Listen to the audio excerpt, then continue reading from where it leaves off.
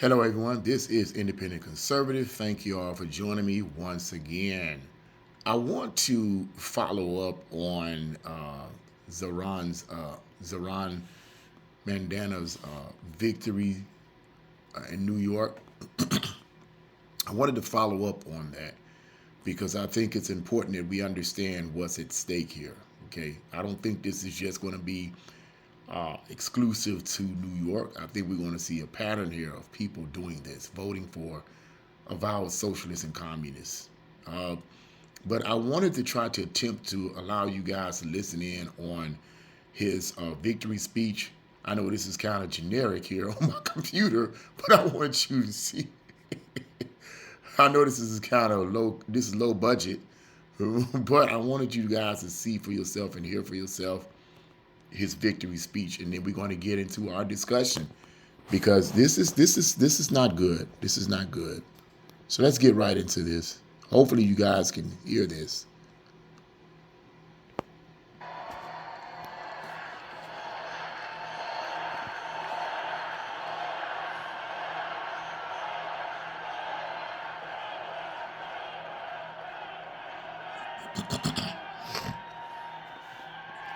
Thank you, my friends.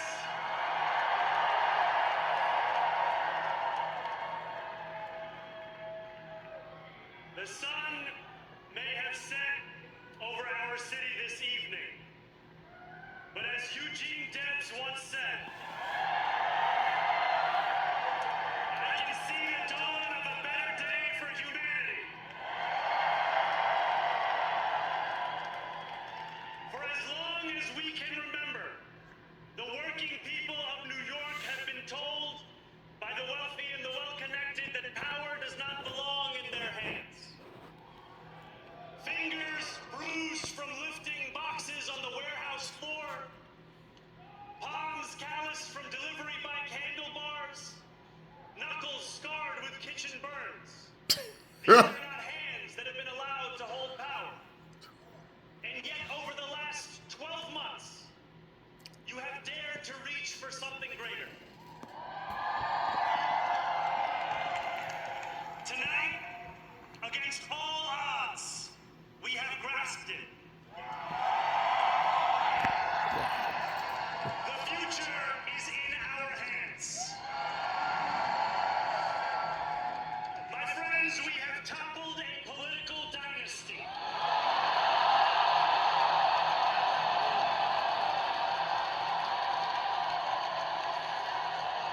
That's sad.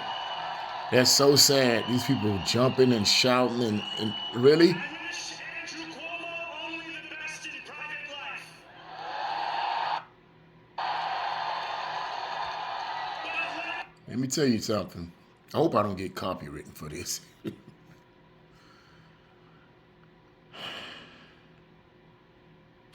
I'm really disturbed about this. I really am. I really am.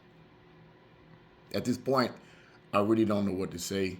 Well, I know what to say, but I want to try to hold it off and let you guys listen in on a little bit more of him, of his quote unquote victory speech, because it shows two things: the people and Zohran. Okay, and I'm gonna give you my opinion on this in a minute. Let's let you guys listen. I'm gonna let you guys listen in a little bit more.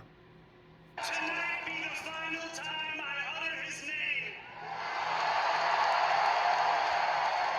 As we turn the page on a politics that abandons the many and answers only to the few.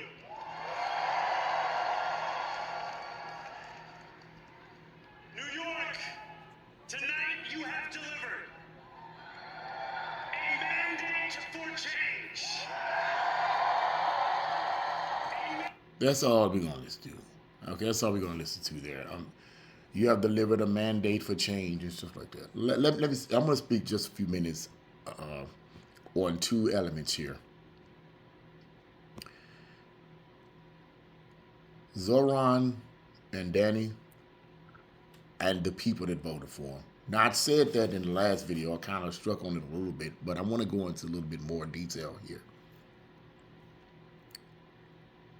This man here, okay, regardless of how we think of him. I mean, he's clearly an avowed socialist. He's clearly that. Is a Muslim socialist. That's what he is. His policies are not good when you understand it. That's what he is. But the question is, how was he able to win over so many New Yorkers to vote for him? How was he able to do that? Was it merely his policies? I'll say in part it was. Because as I said before, when you're struggling trying to pay rent, forgive me with this stupid computer, I need another computer.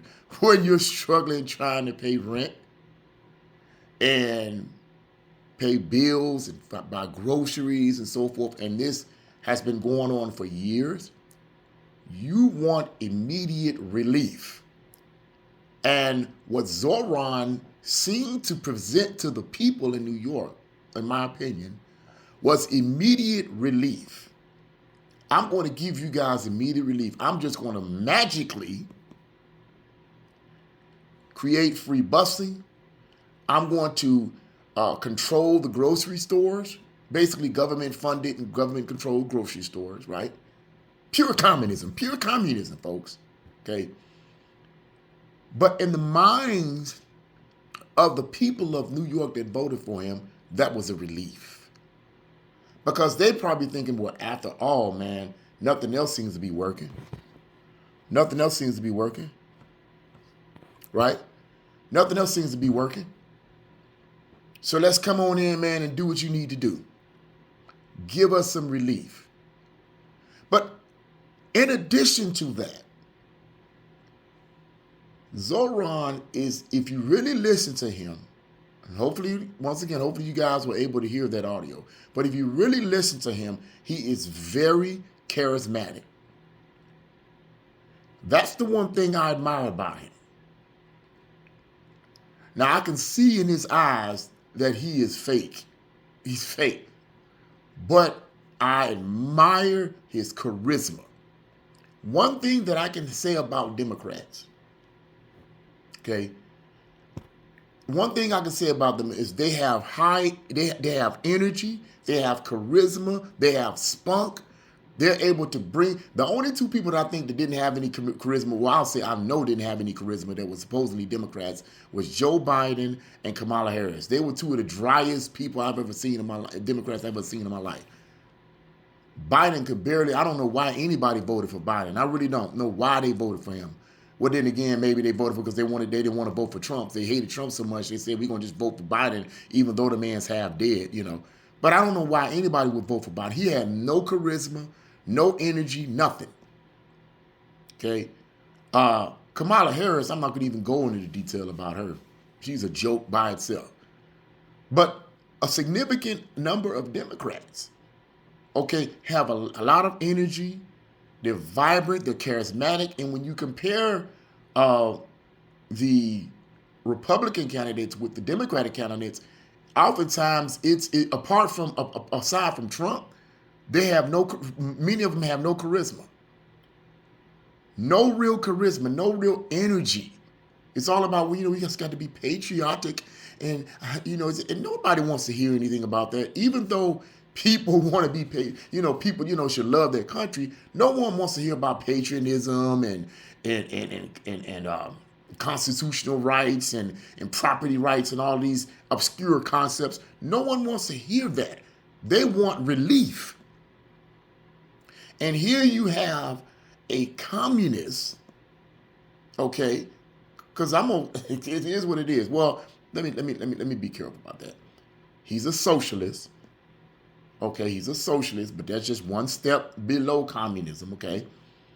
Here you have this guy, a avowed socialist, but he's energetic, he's smart, he's articulate.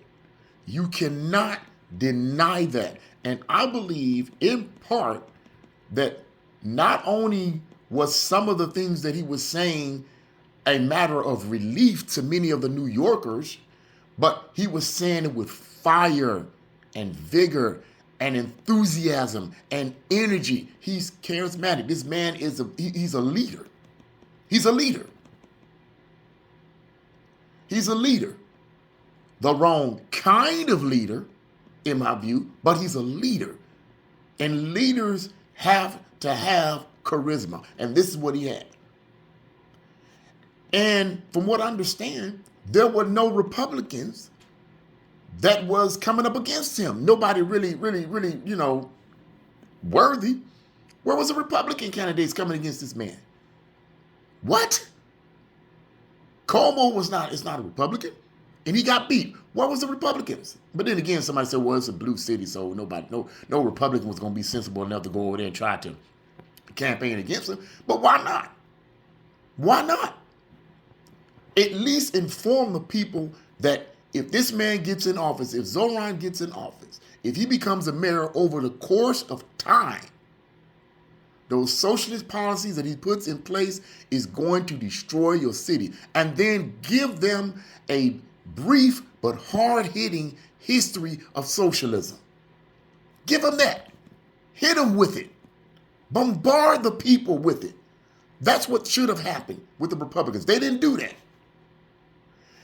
And what I believe is going to happen if people in this country don't wake the freaking heck up. I'm so tired of people being stupid. I don't know what to do. If they don't wake up, this is going to be a pattern throughout the country. It's going to be a pattern in different cities. The mayor here in my city, in the city of Cleveland, a progressive Democrat. Myself and my coworker was hoping and praying that this man would get voted out. Of course, the election day is over, right? We was praying and hoping this man would get voted out because everybody was complaining about him. He's this, he's that, he's wasn't even a challenge. The man's still in. The man's still in. But I guarantee you, most people that voted for him, put him back, kept him back in office, talking about my mayor, gonna be complaining about high crime, gonna be, I'm tired of this crime. I don't want to hear one single thing from them. Don't come about my presence. Don't say nothing to me because you voted him in. You didn't want him out. You was too dumb to see. I'm so tired of people being ignorant, man. It's just ridiculous. It's ridiculous. It's like people are under they're under a spell. They'll complain throughout the tenure of that candidate. They'll complain and boo-hoo and cry. And then when it comes, and know deep in their heart where it's coming from. It's coming from the policies of the person they voted for. And then when it comes time to vote this moron out, what do? They vote like a moron.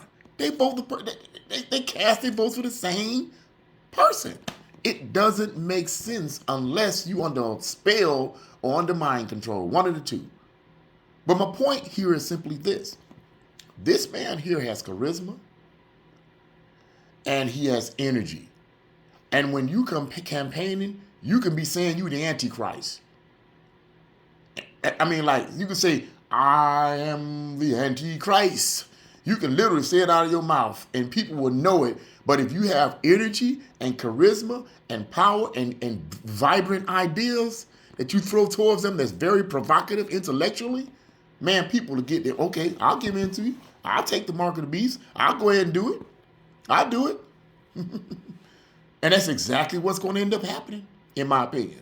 You see people like this, charismatic, handsome, authoritative, smart, articulate. You're going to see a pattern of these kind of people from the radical left. You're going to see a pattern of them for the radical left. And people are going to fall for it. If they're not informed on what socialism and communism is really all about and its history and how it's going to bring a living hell to their cities, if they're not informed, you best believe this is going to become a pattern. That's I'm prophesying. I'm prophesying about this. That's what's going to become a pattern. I'm telling you, man. I'm telling you. You're going to see them popping up all over the cities, all over the country. Because many of these socialists that have infiltrated the Democratic Party and communists that have infiltrated the Democratic Party kind of probably was thinking, well, man, we're not really making any inroads here in America. They're going to see this as a major, major, major victory for their worldviews. They're going to see this as a major, major, major victory. If this man can win in a city like New York, man, we can win anywhere.